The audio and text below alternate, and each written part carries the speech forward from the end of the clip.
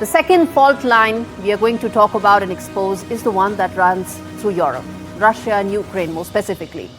Vladimir Putin is playing the long game, with Donald Trump back in the White House and peace talks in Istanbul almost coming to a dead end. Russia is betting on bypassing Zelensky completely. What does Putin want? Well, simply he wants to talk directly to the big boys. And who's in the big boys club? Most certainly not Zelensky. And as we dig deeper into the power plays, the posturing, and the real politic of a war that refuses to end, we decode exactly what those fault lines are all about. Remember, they say you cannot expect rain if you never see the clouds. 3 years into the war, a so-called peace summit in Istanbul, took place while Putin stays dry and far away from the storm. And Zelensky made an appearance, flanked by his European allies. But the question is, what happened to the Americans? They deserted him completely, didn't they? In fact, that's one of the questions that we are going to put forth, that the deals that Trump was signing, what happens to the deal that he was supposed to sign on the Russia-Ukraine front? The very man who suggested the talks decided not to attend. Instead, he sent a ghost delegation, Putin, led by a cultural relic, not a serious negotiator. The message was loud and clear from Putin that Russia is here to posture, most certainly not to settle. Ukrainians, in fact, they also had a delegation. They showed up. They were hopeful, perhaps. But it's hard to tango when the partner won't even step on the floor, isn't it? Meanwhile, across the Atlantic, Donald Trump is beginning to look more and more ineffective. And there are reasons why I say that. First, 3 times he's threatened sanctions if Russia doesn't agree to a ceasefire. 3 times Putin shrugged.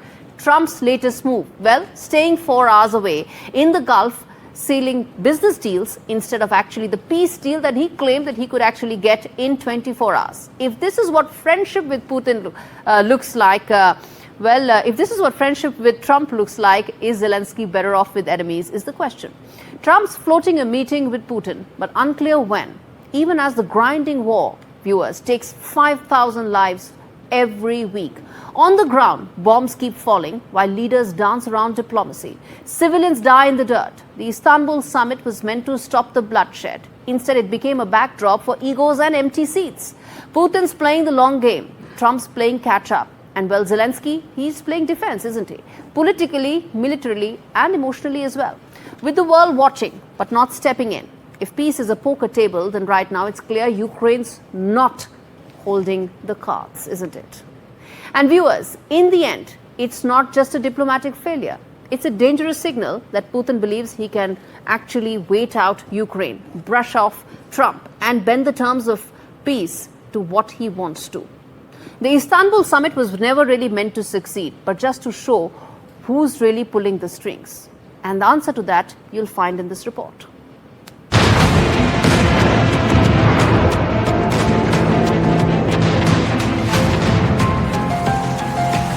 Я очікую, хто прибуде від Росії. Russia's leverage over Ukraine is growing, and the shift in global power dynamics is unmistakable. With Trump back in power, the Kremlin sees opportunity and Zelensky increasingly sidelined. He wasn't going if I wasn't there, and I don't believe anything's going to happen, whether you like it or not, until he and I get together. But we're going to have. That remark came just days before the Istanbul peace talks. Trump's tone towards Zelensky has hardened, even as he insists he can broker peace. But what does Russia see? A divided West, a distracted Trump, and an isolated Ukraine. И сначала Зеленский какие-то там делал заявления, что он требует, чтобы Путин прибыл лично. Ну, жалкий человек, но всем же понятно, кроме, наверное, его самого и тех, кто им кукловодит. Потом ему старшие товарищи объяснили, что не надо так. Putin's strategy is simple: reduce Ukraine to a subplot and elevate the conflict to a US-Russia standoff. The only diplomatic winner so far, Turkey hosting the talks, playing the broker, and gaining influence while the major powers maneuver. Diyalog kanallarının açık tutulması için buradaki tüm ortaklarımızın desteğine güveniyoruz.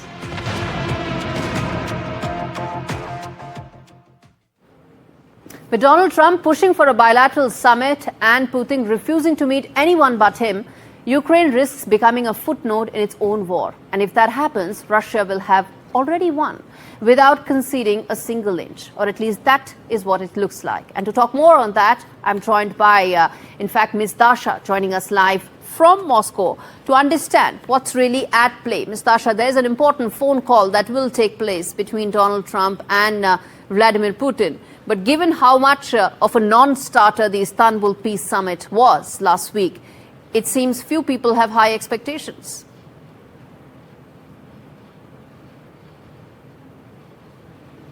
Well, we do know that this phone conversation is expected to focus on the Ukrainian settlement, and the Russian side has been repeatedly saying that what they want to see at this stage is the implementation of the arrangements that have been reached in Istanbul, and that is the swap of 1,000 prisoners of war on each side, as well as the detailed vision of how the sides see the ceasefire being implemented, and that is expected to bring the sides to the next stage. And in this conversation between Trump and Putin, indeed, they are expected to talk about ceasefire primarily and the wider settlement of this conflict, as Moscow has been insisting they don't want to see the 30-day ceasefire to be introduced without the promise of the halt in military supplies to Ukraine, because Moscow believes it holds the upper hand on the battlefield, and any halt in the fighting would change that disposition of powers, giving Ukraine an advantage and the opportunity to have respite during those 30 days, as well as to regroup, remobilize and accumulate more weapons. So from the Russian perspective, the expectation from this phone conversation is that the American side will understand what Moscow describes as the root causes of this conflict. And the Russian president has earlier been saying that Moscow respects the US national interest and expects the US to respect Russian national interests as well. The fact that most European allies immediately are seeking a 30-day ceasefire, how do you see that having an important aspect in terms of Mr. Trump even threatening possible sanctions if Mr. Putin doesn't agree?